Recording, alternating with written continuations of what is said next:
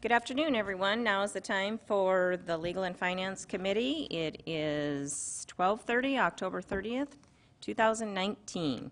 Could we please have a roll call and determination of quorum? Here.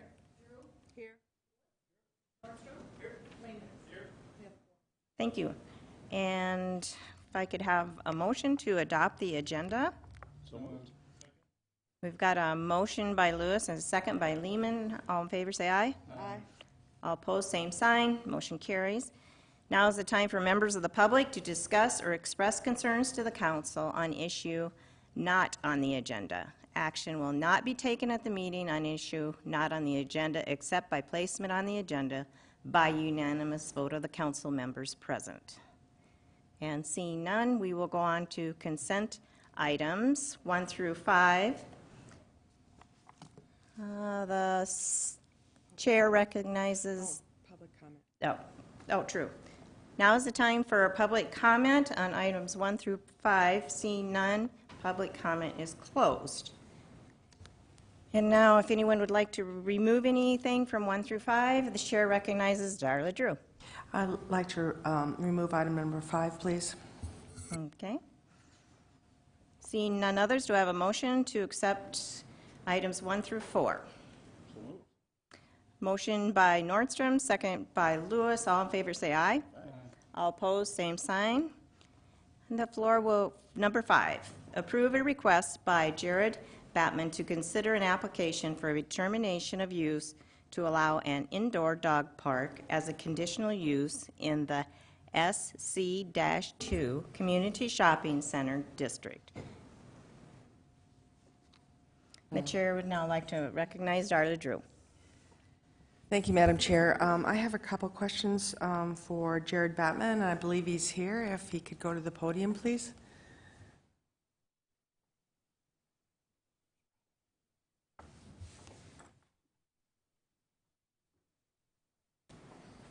Hello, Jared Batman, And your address? 12484 Merritt Estes Road, Deadwood, South Dakota, 57732. Well, thank you for being here, Jared. This is an unusual and I think fairly forward-thinking request on your part, but I do have a couple questions. So I noticed in your request or your proposal that it's expected that the owners clean up after the dogs. Is that correct? Correct, yep, immediately. Okay, and so is there a waiver or something they sign when they come in that they're going to be in control of their animal while they're there? If there's any problems that, yeah, tell me about that. Yep, immediately upon coming in, it'll be a secured location, there'll be gates, and when they first come to the register, as they walk in, the first thing they'll have to do is sign a liability waiver and acknowledging that they are to be in complete control of their dogs. Also, there will be measures taken by us to keep the peace amongst all the dogs and animals too. It will be a very controlled environment. Okay, and I also see that you're going to be in the old Payless location. Is there, I don't know, is there a door to the outside that you're going to access or build, or how is that going to happen? Correct. So we'll have our own outside door. So no dogs will actually physically be inside the mall. We'll have our own private door where they can come in and come right to the desk. And all dogs will be required to be walked in on a leash as well. That's interesting. And so I guess the last question here, have you had to get any special permission from the South Dakota Department of Health to have dogs and beer in the same area? I haven't heard from anybody that we could not yet, but it's still looking into it and moving forward. We'll definitely check with them further. Well, I congratulate you on bringing us a new type of business, and certainly I think dogs in public is something we've seen in Europe for a long time. It's worked just fine, so thank you. Thank you. Thank you, Darla. The chair recognizes Ken Young. Madam Chair, I'm actually stealing Ken's chair today. Okay, you are now Ken Young, Vicki Well, Fisher. thank you. Wonderful questions, great discussion. I just wanted to remind the public, our Legal and Finance Committee and the City Council going forward that the request before you today is to allow the use as a conditional use in the Shopping Center 2 district. I in fact met with Jared earlier today to go over what that application would look like, and that will go before the Planning Commission. We'll get into the specific operations. Many of the very same questions that you asked are the ones that we will be addressing as a part of that Planning Commission presentation. So hopefully we'll have it in writing, and then any approval will be contingent upon meeting that operational plan. All right. Thank you, Ms. Fisher. Chair recognizes Richie Nordstrom. Thank you, Madam Chair. First, if I may make a motion to approve this and then retain the floor. Okay, we have a motion by Richie Nordstrom and a second by Lewis, and you may retain the floor. Thank you. So now just a clarification on what that means now, Vicki, what's taking place next on the next steps. Is there something that needs to be done before we make the full approval at the full council meeting? Is there anything that has to take place? Madam Chair? Go ahead. No. So your recommendation today will go on to City Council. Once, assuming that is approved, then Mr. Batman will be submitting a major amendment to the existing plan development that exists at the Rushmore Mall for consideration of an indoor dog park and an on-sale liquor license for beer and wine only. And then if you've ever reviewed our conditional use permit criteria in the ordinance, there is quite a lengthy list of things that we've got to review with him to ensure that it doesn't create any nuisances for any of the other businesses at the mall and that it is a good fit. And we've had the mall manager involved in this and looking at her master plan going forward. This is the forward thinking that she's bringing to the mall as a whole. And so it's kind of a joint effort in this going forward. So nothing more needed now other than a recommendation from you to the City Council, and then we'll continue working with Mr. Batman on getting a formal application for review by the Planning Commission. Thank you. If I may continue. Go ahead. Thank you. That helps address a lot of those questions. So, but one of the check boxes that I need to ask about, Mr. Batman, is the number of animals that are allowed in here, specifically the dogs. Can you clarify the issue about the sizes of the animals?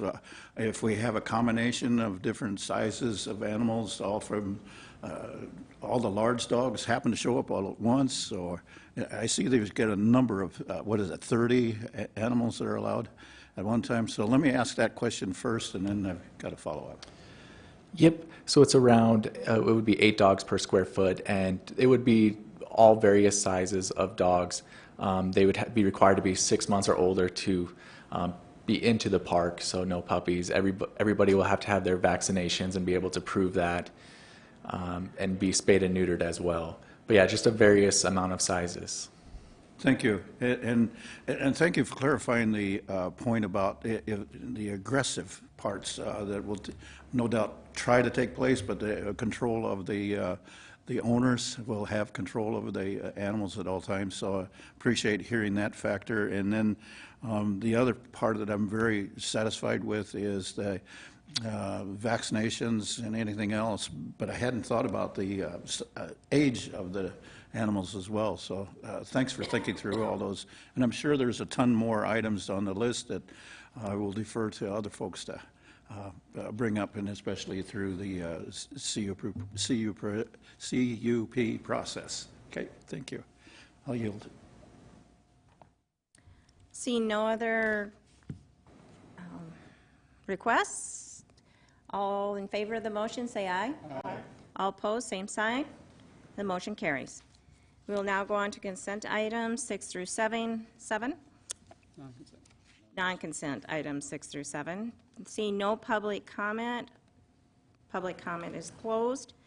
Number 6 is the introduction and first reading of ordinance number 6367 regarding supplemental appropriation number 7 for 2019. We have a motion to approve by Nordstrom, a second by Drew. All in favor, say aye. Aye. All opposed, same sign. Motion carries. Moving on to number 7, we have the approve resolution number 2019-081, a request by KTM Design Solutions, Inc. for Yasmin Dream LLC to consider an application for a resolution to approve TID number 78 project plan amendment number 1 for property generally described as being located in Section 9, Township 1 North, Range 8 East, and east and west of Elkville Road between East Highway 44 and the current terminus of East Fairmont Street. The chair recognizes Darla Drew. Move to approve and request to hold the floor. Second. Okay, we have a motion to approve by Darla and a second by Nordstrom, and you have the floor, Mrs. Drew. Hello, Patsy. Hi. Maybe you should introduce yourself for the people at home. Patsy Horton, Long Range Planning. Okay, so I have questions. I think they're for you. They might not be. They might be for Mr. Chilor. So I noticed that you've come up with a kind of a clever substitute for the lift station, the gravity sewer main. So maybe you could speak to that because it saves money. Excuse me? What? Is there a presentation? Did I? I do have a really quick presentation. You're welcome to it, or you could just ask questions, either. Why don't we just quickly, it's like a 2-minute presentation. Okay. Let's have that, and that may answer some of our questions. I'll defer How about that. that? So Okay. I'm going to go ahead and give the floor to Patsy Horton. Thank you. So this district, this tax increment district, was approved in 2016. It's called the Unnamed Tributary Drainage Channel Improvements for element number 8. We reference it as Orchard Meadows. It's within the Orchard Meadows subdivision. The district, you saw the district that was created. This was the master plan identified in 2016. Now we have the master plan from 2019. We are looking at including a 16-inch gravity sewer main in the southeast corner of the property in lieu of the originally proposed lift station that would have been located generally in this location, which is just north of Jim Street. The public improvements originally proposed were realignment of the drainage channel and access easement, and then also the signal. Those improvements have been installed, and so now we're looking at the gravity sewer main. These are copies of pictures from the existing newly constructed drainage channel. And then, of course, the traffic signal. Here's some of the non-residential construction that has occurred.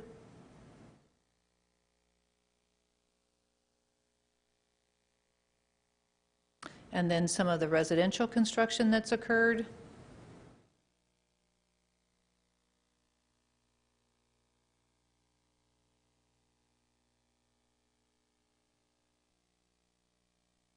And this is really what we're talking about today. So they're reallocating costs from the channel and the signal to include a new project plan line item, which is the gravity sewer main. And you're right, we came to, the consultant, or the applicant actually worked with the city staff to come up with a better solution other than the temporary lift station, which would have been in place until the city's gravity sewer main on the east side of this property was constructed. This will actually save money over the long run. This is about $265,000. It's not going to cover all of the cost of the sewer line, but it will cover a large portion. The second piece that they're doing is adding a phasing to this district. What that does is allow them to develop the phase 1 costs so that they can be repaid for those while they're working on the second phase. It also, again, includes a new sewer line. The city is a part of this particular TIF. We have already paid the developer for our portion of the oversizing of the drainage channel. And once the developer has been repaid, then the city's stormwater fund will be reimbursed for those costs that they've expended. And then there's some future residential construction. We may have apartment buildings generally on Tract L that you see there, or we may have some townhomes. It's their choice. They've submitted applications for both. And then we also have some future development on the west side for some senior living. Neither of those final applications have come forward, but we anticipate that any time now once the sewer is addressed.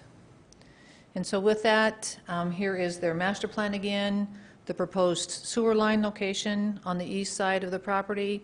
And then here is what I was talking about with the connections to the city lines. The blue area here has already been constructed. We're in negotiations to get all of the loose ends tied up for the second phase. And then once the third phase is constructed, their line that is located generally along this boundary, they'll tie it into the gravity sewer on Jolly Lane, and then we'll have a better overall product in the end. But with that, Planning Commission did recommend approval. Thank you very much. Darla, you still have the floor if you have any additional questions. Yeah, I do. Well, so for the gravity sewer, instead of a lift station, is this a solution that we've used a lot in the past? I guess I've just never noticed it before. Well, lift stations generally, from my understanding, are a more temporary solution until you have the gravity main available. Okay. And thank you for, thinking of the future and the connectivity that's going to happen there, as we build this area out. I really appreciate that. You guys are looking at that and the cost savings involved there.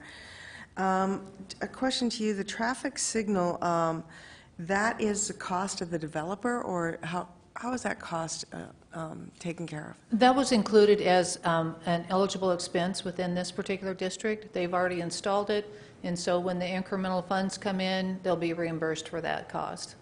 Okay, just for people that might be looking at this meeting today, that cost of a traffic signal is $271,000 with $30,000 in professional fees. So traffic signals aren't something we install, without a lot of thought. And because it is a major expense, it comes in at about $300,000. I guess my next question is probably for Kyle. If you'd like to go to the podium, please. Thank you, Patsy. That presentation really helped me see the entire project. Kyle Trelor with Dream Design International. Thank you. There was a line item there in one of the reports, the annual TIF report, that said estimated jobs, and then it didn't have anything listed there. Do you have any idea about how many jobs this project is going to create? Well, right now, I guess, what it's actually going to generate, so we know already in just what's been constructed. We've got the Common Sense with the restaurant, the Inferno Restaurant. We've got the Orchard Meadows Dental Clinic. And then we're under construction right now for the Signify Health Center, which is a call center.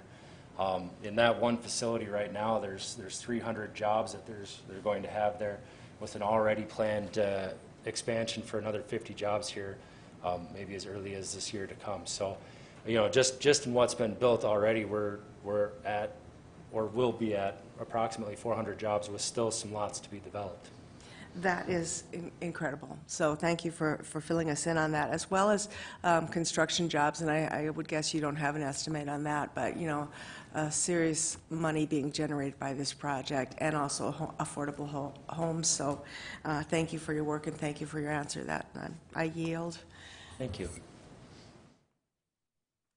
The floor recognizes Richie Nordstrom.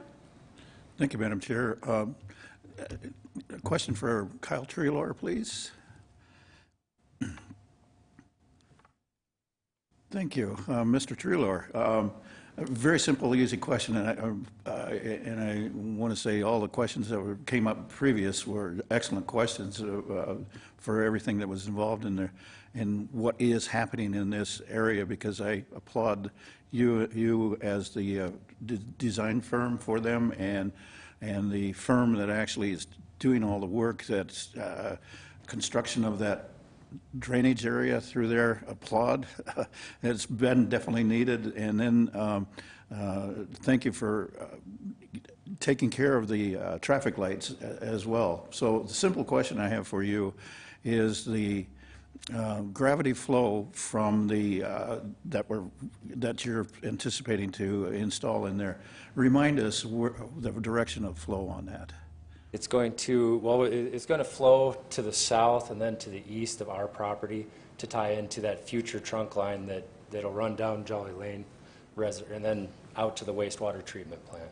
So versus the original concept that we had looked at was a lift station that would have pumped from Orchard Meadows to the north and dropped into a 27-inch main that feeds into a 44 that we already know has some capacity issues. That lets us save capacity in those existing lines that we would have been pumping to, and then divert to these newly constructed, upsized lines that are established to handle these flows without any mechanical assistance. And so when you're looking at a lift station versus gravity, I mean, in gravity's doing the work for you. There's no mechanical systems, there's maintenance, but it's not equivalent to a lift station where you've got pumps that need to be replaced, you've got regular maintenance where you're going and checking and buildings like that. So altogether a better solution. Agreed, and thank you for the explanation of what is taking place, especially with the temporary lift station, if that was installed. As you know, that most of the time temporary can be a long time in there, so I applaud that, because that is another potential maintenance, another additional power expense, and the list goes on. So again, I want to applaud you for whoever came up with the design, a collaboration of folks coming up with this gravity flow. It is the way to go. And thank you all for also the explanation on the additional trunk line, because I was beginning to wonder if that current main line was reaching capacity. So if you want to elaborate on that, please. Well, first to kind of touch on the collaboration, this has been a great collaboration between us, the City of Rapid City, the design engineers, and then the staff over at the Rapid Valley Sanitary District too. So everybody's working together in this case to come up with a better overall solution, better infrastructure for that entire area. So everybody deserves, some share in being able to come up with this plan. So it's been a great example in how to work towards that. The 27-inch and the 44-inch lines that I referenced that are to the north, they're taking a good portion of all of the flow generated from Rapid City and pushing it to the wastewater treatment plant. So as the entire city continues to grow, and we've got the lift stations on the north side of town that pump into this, just the capacity in those lines is really becoming an issue where we're reaching the capacity of what we have, which is why the city is building those new lines up Jolly Lane to help divert some of this flow, and being proactive in that sense. It just saves us more capacity in there so that we can continue to grow Rapid City. Thank you. Again, thank you for participating in this collaboration as well. No, thank you, and thank you guys. Thank you, Madam Chair. Yield. Okay, thank you, Mr. Talar, and to Ms. Horson for the good explanations, and we appreciate your time and clarifying any questions. We do have a motion on the floor. All in favor say aye. Aye. All opposed, same sign. Motion carries. I have a motion to adjourn. Move to adjourn. I have a motion to adjourn by Drew and a second by Lehman. All in favor say aye. Aye. Opposed, same sign. We are adjourned. Thank you for coming.